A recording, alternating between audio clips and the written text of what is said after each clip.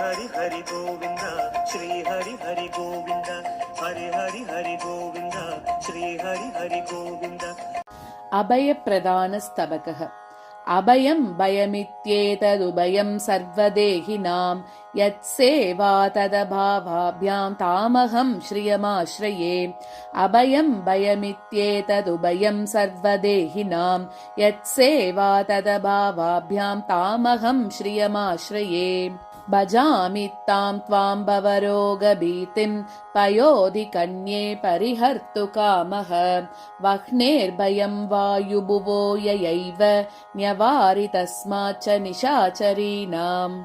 प्रह्लादस्य भयं विनेतुमचिरादेकस्य शोकस्पृशो लोकस्यैव भयङ्करं तव पतिर्जग्राह सैंहं वपुः।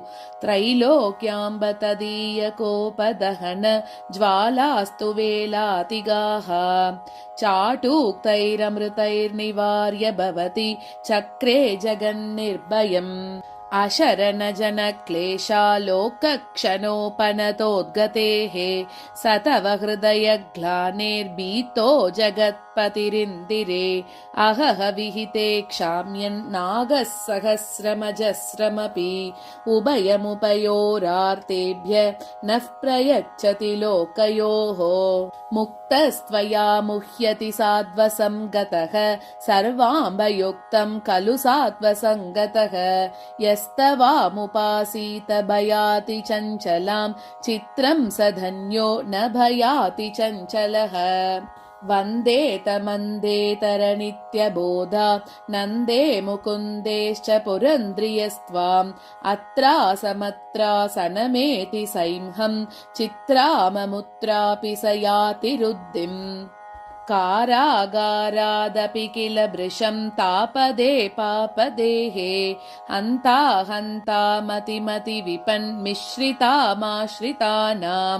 पारावाराधिपतितनये मादृशामीदृशानां हित्वा हित्वा त्रिजगति गतिर्नेतरा कातराणाम्।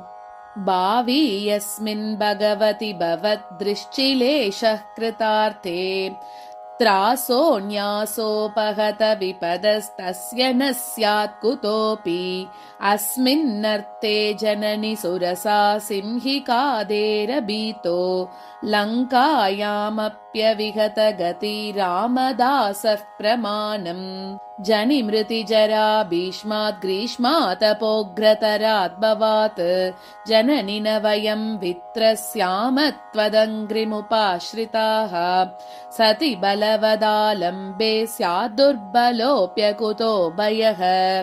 त्रसति मृगयोः किं वा पद्मे मृगो विदुमाश्रितः।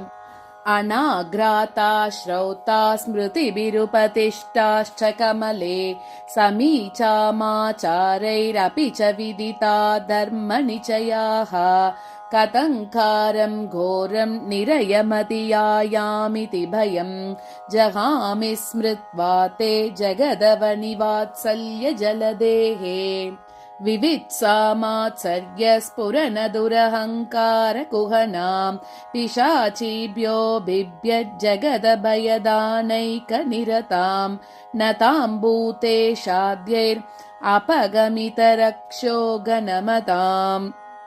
प्रपद्ये दासस्त्वां परमपुरुष प्राणदयिते। जन्तोर्हन्त त्रिलोकी जननि तव समाराधने साधनेषु व्यापारेष्वापि मुख्य त्यजन भजनयोर्भीत्यभीति भवेतां।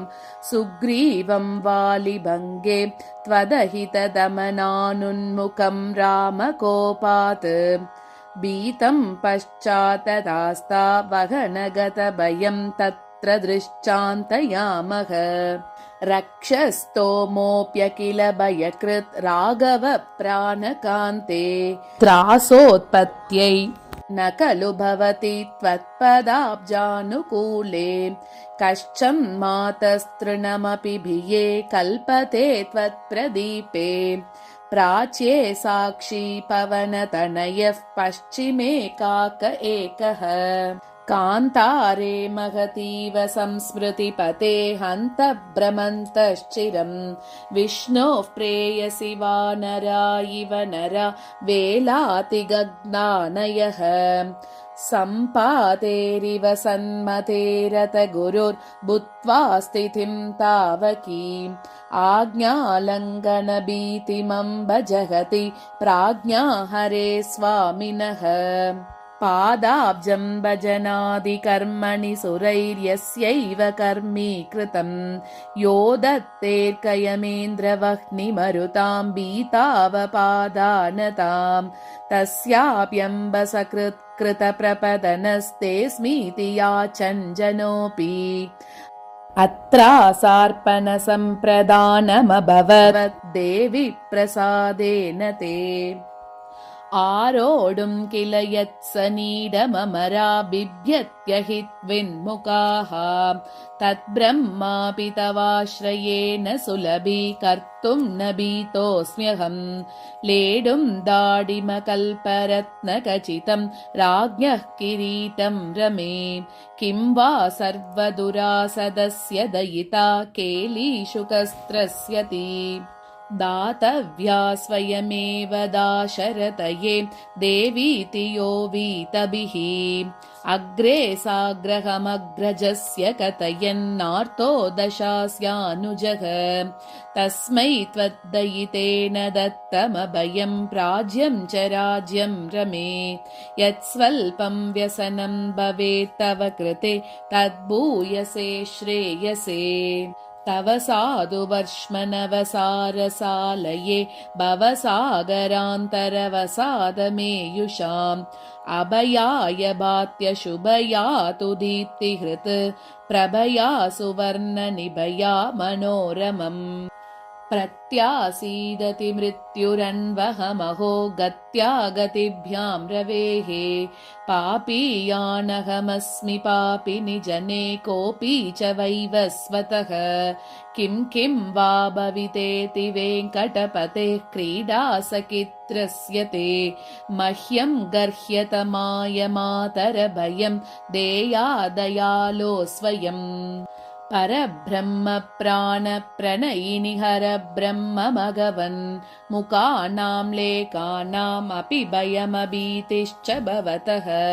निमेषोन्मेषाभ्यां तव जननि दृश्चयोरिति महान् अयं घण्टाघोषः कैह विमृशेन्मानमपरम् गणार्तौ कार्तान्तः कदननिपुणः किङ्करगणः भ्रमद्भिर्लोकाम्बकृतमिव वमद्भिश्च नयनैः प्रगल्भां दुर्भीतिं प्रतयति यथा मेन बहुधा तथा शीतापाङ्गैः प्रसवमनुगृह्णातु भवति तत्तत्पापव्रजबलतया दारुणैस्तन्यमानाः यां श्रुत्वा मुनिवचनतो यातनाश्चेतनानां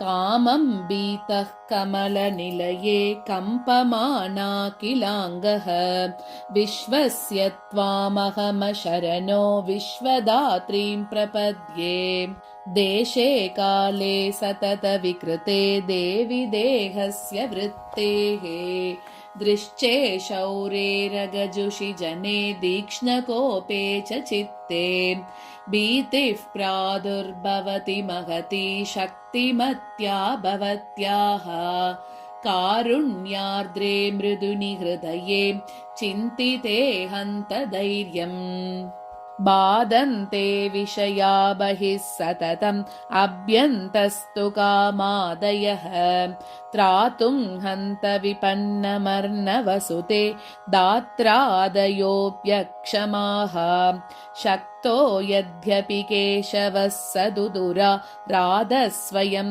मद्विदैः इत्युद्वेगवतो ममः क्लमहरा लोका त्वमेका गतिः वाल्मीकौ तमसान्वयो बलरिपौ भूयस्तरामन्यवः योगस्ते यमसङ्गतिर्दृढगता वाप्तिस्तु नारायणे रुक्मेषूत्रहितक्रमो भवकृतं दुःखं रतिप्रेयसी त्रासः कुत्सितमौक्तिकेषु न पुनस्त्वत्संश्रुतेष्विन्दिरे हन्त प्राकृतचक्षुराद्यविषये व्यापिन्यनिर्वाच्यताम् प्राप्ते विश्वजनिस्थितिक्षयपुषि ब्रह्मण्यनन्याश्रये मातस्त्वामभयं विदातुमुषितां मन्ये प्रतिष्ठामहम् तस्मिंस्तेतरमन्तरं भवति चेत्